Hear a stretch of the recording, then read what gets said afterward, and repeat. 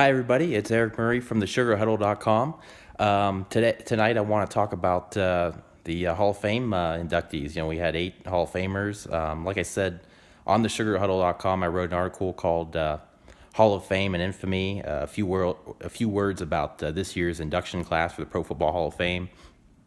Please go to the sugarhuddle.com and check that out. Remember, I have a YouTube link to this channel on there, so look into that. But I want to do a video kind of recapping that article. There were 8 Hall of Famers that got in, and honestly, it's already considered one of the greatest classes ever. I mean, you have Brian Urlacher, Ray Lewis, Brian Dawkins, Terrell Owens, Randy Moss, Bobby Beathard, Robert Brazil, and Jerry Kramer. So, unbelievable class of guys who've been waiting a long time, and modern day guys who were just unbelievable in recent years, and then we know a whole lot about especially those modern guys. But anyways, the reason why I call this video Hall of Fame and Infamy, and the reason why also the article on the sugarhuddle.com is called that, is because as many of you already know, Terrell Owens kind of took it upon himself to make this whole thing about himself, which is kind of his career in a nutshell. A few months back, he said that he wasn't going to attend any of the Hall of Fame festivities, ceremonies, and the ceremony itself, which happened earlier tonight. He decided not to attend, and instead he held an event at his alma mater, UT Chattanooga, at their basketball arena. Had an event earlier this afternoon, but he basically has had a lot of strong words to say over the last few months. He's really angry with the whole Hall of Fame selection and voting process.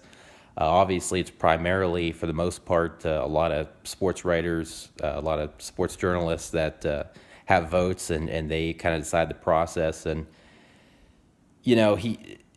it was kind of said that he was initially angry because he thought he should have been a first ballot Hall of Famer, which would have been 2016 would have been his first year eligibility. This was year 3 for him. And that was kind of what everybody thought, that he was mad because, statistically, he's in the top 3 all time in receiving yards and touchdowns, and high up there in a number of other categories, and was made an unbelievable impact throughout his career, made several Pro Bowls. But he actually said in an interview following his own induction ceremony in Tennessee earlier today that he's angry at the journalists, the sports writers, the football writers themselves that have these votes, because he said that they're basically violating the Hall of Fame voting process, and kind of calling it a farce, because he's basically saying that they basically didn't like him, which he didn't have a very good relationship with the media, as we know, but because of his personality and character flaws, to say the least, and how he was viewed as not being a great teammate and all these other things, that's kind of being held against him in the voting process. And he's saying that's supposed to be about on-field accomplishments, and so that's why he claims that he decided not to show up to the ceremony, and kind of railed against it. And unfortunately, this whole Hall of Fame process, this class of 2018, it's supposed to be about the entire 8-man class, but instead we're talking about one guy. And my article in this video is starting off talking about one guy, and that's not what you want to see. You want all these guys to be celebrated, and Terrell Owens, much like his career, he made it about himself. Now, kind of breaking down the pros and cons as far as Terrell Owens goes, obviously, statistically, the impact he made, he definitely should have been a first ballot Hall of Famer. But I think, even though he definitely is right about the politics that goes into this Hall of Fame voting, and with all these sports writers, in this case football writers, that have these votes, and holding different things against different guys, and having grudges and all these things, he's absolutely right. I'm a sports reporter myself. Don't have a Hall of Fame vote or anything, but I'm a sports newspaper sports writer myself, and he's right. I mean, there definitely is a lot of pettiness, with a lot of these national reporters and beat writers and things like that. They have a bad relationship with a player, especially if the player is a jerk. That kind of stuff follows them. And even coaches, Bill Parcells should have easily been a first ballot Hall of Fame coach. And I think, I know he waited at least 1 year. I believe it was the second year that he got in, but it was just kind of pettiness on the voters' part. It was a total slight. So, one side of it, I totally agree with T.O. as far as the voting process and it being a farce, just like baseball and basketball Hall of Fames, all these other Hall of Fames. There's a lot of BS there. But at the same time, you also have to realize that while he does make a good point about the on-field accomplishments, I would have to think, my interpretation at least, would also be that as far as the on-field accomplishments, if you're negatively impacting your team with a lot of your actions on the sidelines and spilling over into the locker room, I would have to think that does have to hold a little bit of weight for the Hall of Fame voters, because they kind of look at it and say, if this guy was on a lot of competitive teams and he kind of derailed them, he could make them even better, but in a lot of ways he derailed them and divided the locker room and wasn't a very good teammate. That is something you do have to take into consideration. Either way, he should have been a first ballot Hall of Famer, but nonetheless, I think that's something that the voters looked at. Now, if it was strictly off the field as far as character concerns, going to jail and things like that, yeah, that doesn't really have anything to do with football, even though it's still an issue. But I would have to think, because T.O.'s problems, even though those problems are obviously a lot less serious than these other guys with off the field issues, a guy that we'll get to in a little bit, Ray Lewis. Still, I think because that does kind of affect the on-field portion of it, I think that is something that the voters look into. But the main argument I think I would kind of make, as far as why T.O. should have just, showed up, is the fact that if you look at the history of the voting, and again, this is another thing where you can say it's kind of ridiculous, but a lot of these, Hall of Fame receivers who should have probably been first ballot or, second, third ballot at the very worst, a lot of them didn't get in first ballot. Michael Irvin should have been first ballot. Chris Carter, Andre Reed probably should have been first ballot. I think he should have been first ballot. Even Art Monk, even if you didn't put him first ballot, you figure a few years after he retired, he should be in, and instead he waited like a decade and a half. Andre Reed waited like a decade and a half. So it's pretty ridiculous. Tim Brown, another guy, waited a while, shouldn't have. So you also have to kind of look at that. Now, granted, obviously, T.O. put up better numbers than those guys, but those guys also, in some cases, played in different eras where the numbers are going to be a little bit lower, their career timeline. So you kind of have to look at that too. But at any rate, when you think about other guys that we'll get to later in this video, Robert Brazil and especially Jerry Kramer, all the years that those guys waited, and then think, again, going back to Art Monk as far as wide receivers go, I just think T.O. should have, he could have done some sort of protest, but I think just flat out skipping out on all these festivities with the Hall of Fame was just kind of really, really petty and really kind of classless, and was kind of a microcosm of his career, kind of the epitome of his career, being a bad teammate. I mean, your fellow Hall of Fame inductees, all of the guys that are in the Hall of Fame ever, those are the ultimate teammates in any sport, especially the NFL. And the fact that he's slighting them this much just is a bad look. He has a right to do whatever he wants. I get that, but it's just really bad look. It makes him look really petty and bitter. And even though I understand the protesting, the Hall of Fame voting process, I don't know how dramatically that's going to change in the coming years. And I think that T.O. is probably is just making himself look worse. And maybe it'll affect other guys who have problems with the media in the future, because if those guys get the idea that, hey, maybe we should, do what T.O. did and skip out on the Hall of Fame, although I don't know if anybody else is going to do that, but that might have some voters be like, yeah, let's wait a while for this guy to get in, even if he's a first ballot. So, yeah, unfortunately, there's a lot of politics on both sides. Just one last point about T.O. Tony Dungy, who obviously got in the Hall of Fame a couple years ago, the other night on NBC during the Hall of Fame game, he actually said this on his Twitter a couple months ago, and I quoted it, and in my article, but he said that, he feels bad for T.O. He said that, he's missing out on what has been a life-changing experience for Tony Dungy, experiencing all the festivities and celebrations and the induction ceremony and everything of the Pro Football Hall of Fame. And one of the things Tony said on NBC the other night is that, some of the guys that he got inducted with a couple years ago were guys that he knew very well, but there were a couple other guys that he didn't know so well, and he got a chance to know them and their families over the course of some of these festivities leading up to the induction ceremony. And he said that he made new friendships that are just growing stronger by the day. He pointed out Orlando Pace, the Hall of Fame offensive tackle. So yeah, those are things that T.O. missed out on. But anyways, the video is supposed to celebrate all 8 of these Hall of Famers. So apologize for taking 10 minutes talking about T.O., but it's a big storyline, like it or not, about this whole Hall of Fame induction. But now let's get to the rest of the guys. So back to your regularly scheduled programming. Speaking of embattled wide receivers, you think about Randy Moss, another guy that had some character type issues as far as not always being the greatest teammate, clashing with coaches and things like that, just like T.O. did. But Randy Moss is an even better player than even Terrell Owens was, and Randy, like T.O., is right up there in the top 2, 3, 5 in all those major receiving categories. And the thing about Randy Moss, he was a string bean, but yet at 6'4", he was still 210 pounds, even though he seemed like a $170 soaking wet when he first came in the league, and probably not much heavier thereafter. But he could have been the greatest receiver of all time, even greater than Jerry Rice. But he had some issues as far as effort and desire. Those things were kind of off and on. He kind of flipped a switch from time to time.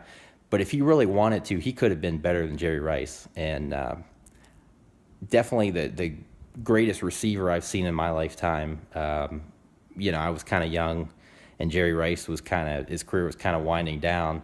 So I don't want to take away from Jerry Rice, because Jerry Rice is still overall the greatest of all time. But definitely in the more modern, more recent era, it's definitely about Randy Moss. Randy was just unreal. You think about that Thanksgiving game, his rookie year with the Vikings against the Cowboys in Dallas. He only caught 3 passes, but all 3 of them were for touchdown. But the important thing is 163 yards on those 3 receptions, just unreal. I mean, he ran like a gazelle. He could blow past 2, 3 defenders trying to guard him. Excellent hands, could make some amazing catches. You think about 2007 when he was Patriots. They were undefeated going to the Super Bowl, and they barely lost that Super Bowl, but set an all-time single-season record, breaking a Jerry Rice record, which very few people do. But single-season record of touchdown receptions at 23 that year. Had a few other big touchdown reception seasons. In fact, he's second all-time in touchdown receptions. He's just ahead of T.O. I think it's 156 to 153, and then Jerry Rice has, I think, just under 200, I believe. But at any rate, Randy was unreal, and I remember growing up. I'm originally from Ohio, so I didn't grow up a Vikings fan or anything like that, but I definitely was a big fan of Randy Moss right out of the gate. And I remember about a year or 2 after he came in the league, I was like in 4th grade. I guess it would have been a year or 2 after he came in, and I got this, I guess you call them T-shirt jerseys, the T-shirts where it has the team logo on the front, and has the player number and name on the back, but they're T-shirts, not actual jerseys. I bought one from Kmart, and like I said in the article, I'm not a hillbilly, I swear. But I bought one at Kmart back then, and I rocked that thing for a couple of years. And I used to run routes in my front yard with a football helmet on and that T-shirt on, and my dad would throw me passes, and I'd try to make some crazy catches like Randy Moss would do. I'd have my dad kind of throw some passes that were a little bit out of reach or just barely within reach and try to dive for him, things like that. So, yeah, I definitely was a huge fan of Randy Moss. I'm not afraid to say I'm a little bit biased towards Randy. He's unbelievable. But, again, had some issues, wasn't always the best teammate, but he didn't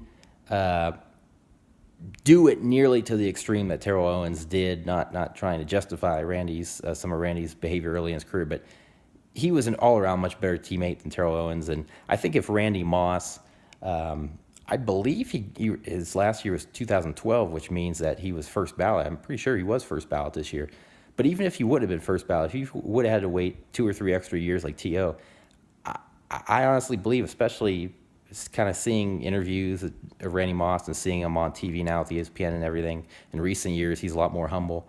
I just don't think Randy Moss would have reacted the same way as Terrell Owens. Most guys wouldn't have. But at any rate, Randy's great. But yeah, another embattled receiver, two of them in one Hall of Fame class. One of them actually showed up to Canton. And then another guy who was embattled is Ray Lewis. And a lot of his issues kind of get swept under the rug. But remember, Ray Lewis, back after Super Bowl 34, he was down in Atlanta partying. And after the game, him and a couple friends got into a fight with some other people. And then a stabbing happened, and two people died.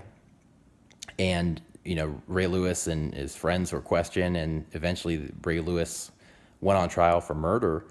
And things were revealed, like his white suit that he was wearing that night, nowhere to be found. They don't know what happened. I think the lead prosecutor speculated that maybe it was thrown into a river or something. Obviously, it could have been burned. You don't know.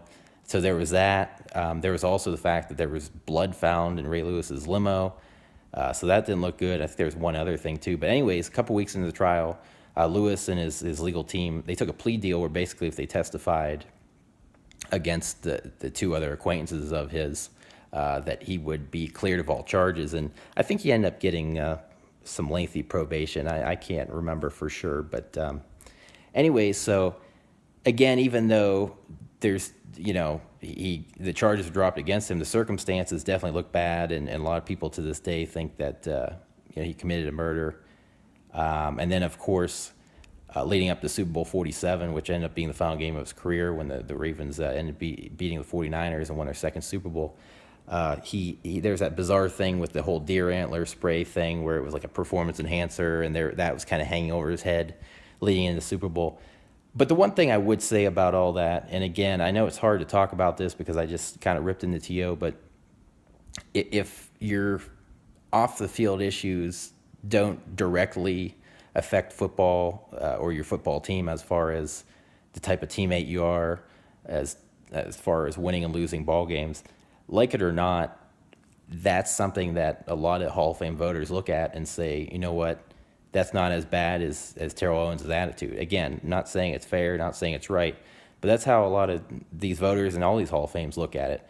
And that's the thing with these Hall of Fames, it's about what you did on the field. And, at the end of the day, T.O. should have still been first ballot and ultimately still made the Hall of Fame on his third ballot. Another thing with T.O., like a lot of Hall of Famers have said, a Hall of Famer is a Hall of Famer, so T.O. needs to get over waiting till his third try. He's always going to be remembered as a Hall of Famer, but now he's going to be a Hall of Famer who was pretty idiotic about being celebrated, whatever. But anyways, Ray Lewis, again, at the end of the day, even if you don't agree with some of those off-the-field things, he was unbelievable on the field. He was as good as any inside linebacker ever, completely dominant. I mean, the number of sacks and interceptions and tackles he had as an inside linebacker, no less.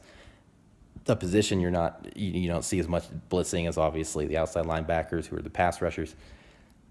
It's just unreal. So, one of the greatest ever. And as far as the off-field issues, again, it's about what you did on the field.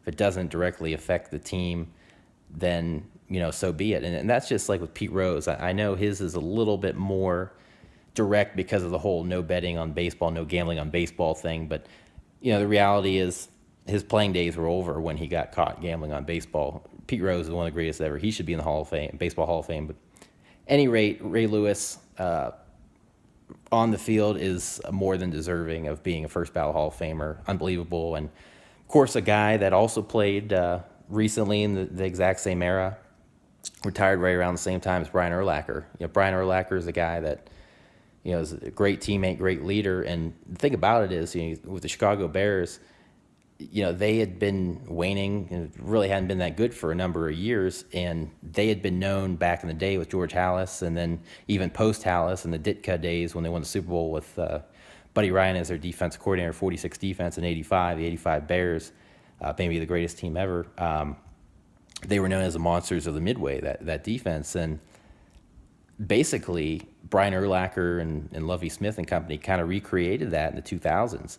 Year in and year out, no matter how bad their offense was, they continued to be great defensively. And, They even went to the Super Bowl in 2006. Pretty close game. They ended up losing 29-17 to the Colts that year, but it was a pretty close game throughout. And they almost won that game. It was because the defense carried them to the Super Bowl. And we've seen a few times where defenses have carried teams to Super Bowls and won, and that was one of the few times that they didn't. So it just shows, Urlacher, he had well north of 1,000 career tackles. I think it was like 1,300 or 1,400. Would have been higher if not for injuries and if he could have kept playing longer like he wanted to. But Urlacher was just unreal. And like Ray Lewis, sideline to sideline, middle linebacker that just was unstoppable, was big, but he was just so fast and so talented and so athletic. Remember, he was like a hybrid safety linebacker at New Mexico. And this is a kid from a small town in New Mexico, Lovington, New Mexico. And, here he is, just dominates college football, but more importantly, still comes out of a mid-major college in New Mexico, and this just absolutely dominates in the NFL. Huge reason for the Bears' resurgence. And, of course, since he's retired, the Bears and that defense and everything else, actually the defense is pretty good now, but the team as a whole has gone into a rebuild, and they're trying to, bounce back. But Urlacher was just absolutely unreal. Great player. And like I mentioned in the article, after those three guys, T.O., Moss, Owens, the rest of the class is pretty boring off the field, meaning that they didn't have any character issues, any problems, which is obviously a good thing. So character wasn't really something that you had to worry about as far as the voting process. It's just about the player himself, and Urlacher, very deserving of getting in the Hall of Fame right away like he did. And then think about Brian Dawkins, another guy that was a guy got in right away, first, second ballot. I think this was his second year, but Brian Dawkins, one of the greatest safeties ever. He was a free safety, but he was just as much a strong safety as far as size and the way he played. He was like an old school, tough as nails, take your head off, but in a semi-legal way, intimidate the hell out of you type of player, like we saw with Ronnie Lott and some of these other great safeties over the years. And you think about during that era, you had Troy Polamalu, you had Ed Reed, and then there's Brian Dawkins, John Lynch, another guy as well. But Brian Dawkins, he's another guy that put up unbelievable numbers as a safety. He had 56 takeaways, 37 interceptions, 19 fumble recoveries. He had 20 forced fumbles, I believe. And I believe he had pretty close to 1,000 career tackles. But just an unreal player, and it was nice because he was kind of started out in what was still kind of an old school era of the NFL, or kind of at the end of the old school era, when you think about they came in '96. And then, when you get in the 2000s, the safety position starts to get revolutionized. You have safeties that are kind of hybrid linebackers, other safeties like Ed Reed are almost like cornerbacks, the way they play. And Brian Dawkins was one of those guys that could combine kind of those old school elements with that new school element, and that's why he was so great and so dominant for all those years. Big thing with him is the Eagles went to 5 NFC championships while he was there. Obviously, a big part of that, too, was their offense with Andy Reid and Donovan McNabb, but their defense was also top 10 year in and year out. And, yeah, he was a great player. They made that Super Bowl appearance, of course, and then even the last few years of his career played in Denver and still was a pretty decent player then. So another guy that gets in within his first couple years of eligibility, very deserving. So just right there alone, even if they hadn't inducted anybody else, that's just an unreal class. So those 4 names, or actually 5 names. But then, of course, you got 3 more guys. You have the veterans guys. You have the 2 Veterans Committee guys, Robert Brazil. Hope I didn't say Larry earlier in the video. I was saying Larry, but Robert Brazil from the Houston Oilers, the great Love You Blue 70s Oilers teams led by Bum Phillips. A young Wade Phillips, the son of Bum, of course, was on those coaching staffs as well. But, Oilers, another team where they did have some great elements offensively when you think about the great Earl Campbell, the running back. But, a big part of it was their defense. And they were really kind of the first, 3-4 defense in the NFL. And we're pretty close to it. But, Robert Brazil's a guy that even Lawrence Taylor said he was Lawrence Taylor before Lawrence Taylor, which is high praise. And, even in the 70s, here's a guy who was 6'4", 240, who another guy who ran like a gazelle, who could chase anybody down, who intimidated the hell out of opposing offenses and opposing quarterbacks. Sack didn't become an official stat until 1982. His career ended in 84, so he didn't have a whole lot of sacks those few years at the end. But if sacks would have been counted starting back to 75, I'm sure, from all I've heard, that he would have probably had pretty close to 100 career sacks, or at least 80. So he was a dominant guy. I never really got to see him play as far as going back and watching old videos. Really didn't know anything about him until he got inducted in the Hall of Fame. So that's why I might have butchered his name earlier in this video. I can't remember. But, he's another guy that you could look at, and considering how dominant he was for his era, for the people who knew about him, he probably should have been in way sooner than he was. I mean, it's a guy who's been eligible now for, 30 years. And I think with that, a lot of it is, even though people remember those love ya blue defenses and remember the Oilers having that resurgence with Bum Phillips in the later 70s and going to back-to-back AFC title games in 78 and 79 and the third playoff appearance in 80, a lot of it is still about Bum himself, because he was such a legendary figure, a unique figure as a coach. And a lot of it's about Earl Campbell being such a dominant running back and single-handedly a lot of times carrying that offense. I made that video obviously talking about some of these running back contracts and Todd Gurley just getting that crazy deal. By the way, Todd Gurley said, who says money doesn't buy happiness, because it's making me very, very happy right now. And I'm right with you, Todd. Money does buy happiness. I don't care what anybody says. I need some money. But that's the thing. I mean, Earl Campbell carried that team, as great as the defense was, and I think that's why a guy like Robert Brazil got overlooked and didn't get the Hall of Fame consideration that he should have gotten. And it's hard, too, because there's a lot of guys that should get in first, second, third ballot, and there's other great guys who are eligible at the same time. Only so many guys are going to get in.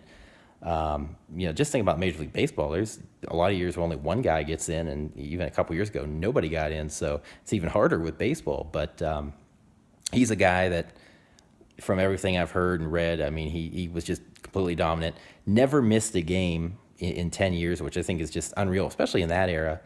So he was just a phenomenal player. Played college ball with Walter Payton. So talk about a hell of a college team they had. I think they played at, I think it was Jackson State. I want to say it was a historically black college. I want to say it was Jackson State, but I'm not 100% sure. But at any rate, he was an unreal player. And again, when you're called Lawrence Taylor before Lawrence Taylor, you're doing something right. Then Bobby Beathard, he's the only NFL guy, NFL player, or at least, only non-NFL player. He was a GM, and actually a hell of a GM for a long, long time. He started in 78 with the Redskins, and he was with Redskins through 88, and then Chargers in 1990 through 2000. Yeah, 2000. So it was an 11-year stint with both teams. And the thing about Bobby Beathard, well-respected, well-known GM / executive for a long, long time in the NFL. And, with Bobby Beathard, this is a guy that takes over as Redskins GM in 78. The George Allen era, which was pretty special in the 70s with the Redskins, was kind of winding down. And this is a team that was kind of going to rebuild, and they're trying to establish a new identity. And then shortly after, within a few years after becoming GM, Bobby Beathard, who does he hire? He hires Joe Gibbs. They build that amazing Hogs offensive line that's been so legendary and so beloved for forever in Washington, even nationally. So you got Gibbs, you got the Hogs, you had a great defense for many, many years. And so what happens, the Redskins, after kind of a brief down period, a brief rebuild, they start winning a lot of football games in the early 1980s. They win that Super Bowl in 82, win another one in 87, lost in 83 to the Raiders, but they were winning 10 or more wins for 5 consecutive seasons, and 6 out of 8. At any rate, 6 out of 7, 6 out of 8. But at any rate, unbelievable. So 105 regular season wins alone during that stretch, and that includes a couple of bad seasons early on. And then he also won, I think it was 11 playoff wins because of those 2 Super Bowls and those 3 appearances. I think there might have been another NFC title game appearance in there. I can't remember for sure, but unbelievable run. Then a couple years later, it goes to the Chargers, and the Chargers were a team that, Dan Fouts had been retired for a while, and another team rebuilding, trying to establish a new identity. So what does he do? He goes out and he drafts Junior Seau. His first draft pick becomes Junior Seau, the legendary linebacker, who of course was great at USC, but was one of the greatest ever all those years with the Chargers, and was also on that Patriots team with Randy Moss at the end of his career. And unfortunately, he passed away a few years back, but great player. And for that to be your first draft pick, it's pretty amazing. And, Stan Humphries, I mean, he was a guy that was just kind of a guy, and, all of a sudden he becomes the star player. You bring in Bobby Ross. I think Humphries might have been drafted right before. I think he came in before Beathard, but the fact that he started to become a star under Beathard meant that Beathard was building a pretty darn good team, including bringing in Bobby Ross, who was a hell of a coach in both the NFL and college. Built a really good defense. Rodney Harrison was another guy that Beathard drafted, and his team that made like 3 consecutive playoff appearances in the mid-'90s. Went to the Super Bowl in '94. Nobody expected that. Upset the Steelers in the AFC title game to get there. So he took this franchise that, has been kind of on again, off again, dysfunctional for a number of years, and they made a good 4 or 5 playoff appearances during his decade plus there. So you got to give him a lot of credit. Hell of an executive, and definitely somebody that knew what he was doing, to say the least. I mean, when you're a 2-time Super Bowl champion general manager, and you went to 4 and you made, whatever would have been 8 or 9 playoff appearances, or basically go to the playoffs every other year for over 20 years as GM of those 2 teams, is just unreal. So Bobby Beathard, well-deserving, and definitely an integral part of both of those franchises and those franchises' success in those 2 decades. So we've seen a lot of GMs that have done a great job, and they kind of crap out after 7 or 8 years, and then all of a sudden they don't know what they're doing, including guys who won Super Bowl. So the fact that Bobby Beathard was able to hold up and succeed for that long was pretty amazing. And then finally, to close it out, last but certainly not least, Jerry Kramer, certainly somebody that we've seen in so many interviews and so many football-related TV shows and different things over the years. Jerry Kramer, beloved Green Bay Packer offensive lineman, was obviously a starting guard for them between 1958 and 68. He only made 3 Pro Bowls, but he was a 5-time All-Pro. Of course, he had the game-winning block on that late touchdown that the Packers had in the Ice Bowl against the Cowboys, 67 NFL championship. He had that key block right at the goal line there. Unbelievable player, and it's kind of blows my mind, because I had thought until like about a year or 2 ago that he was already in the Hall of Fame. And then when I heard that no, he hadn't been in the Hall of Fame and he'd been eligible for 40 some odd years, I was like, wow, this is unbelievable. So he's a guy that won 5 NFL championships with the Packers, was one of the best linemen in the league for all those years, and yet even with that pedigree, still wasn't in the Hall of Fame. Playing under Vince Lombardi and everything else just blows my mind. Being on those first 2 Super Bowl teams. So yeah, just kind of a crazy thing, and kind of an iconic player in some respects, which is something you don't hear much when it comes to offensive linemen. So the fact that he didn't, get into the Hall of Fame until now is unbelievable. So you talk about Terrell Owens, but it's like, here's a guy who has an especially enormous beef with the Hall of Fame, but guess what? He never held a grudge. He said on NBC the other night that, it got to the point that if I got in, great. If I didn't, that's fine. But he got in, and he's, feeling good about it now, but should have gotten in a lot sooner. But here's a guy that's handled it with a lot of class, a lot of grace, unlike Terrell Owens. So, unbelievable player. I thought it was also interesting. He was actually, and we know that guys back then sometimes played multiple positions, different sides of the ball. He actually was a place kicker for them a few different occasions, and made, I think, 29 field goals, scored like 177 points in his career. So I thought that was kind of a fun fact. He was listed at 6'3", 245, 250, and here he is, place kicker. That's kind of cool. It's kind of like almost like Sebastian Janikowski, when he kicks. But Yeah, I thought that was pretty cool too. But at any rate, he should have been in a hell of a lot sooner. But all in all, just an unbelievable Hall of Fame class. Got to give him a lot of credit. Great class. And regardless of the whole TO situation, just an amazing class. And they all deserve to be in, no matter how long they waited. So I just want to congratulate all of them. And that's kind of my thoughts on this year's Hall of Fame induction, which took place earlier today.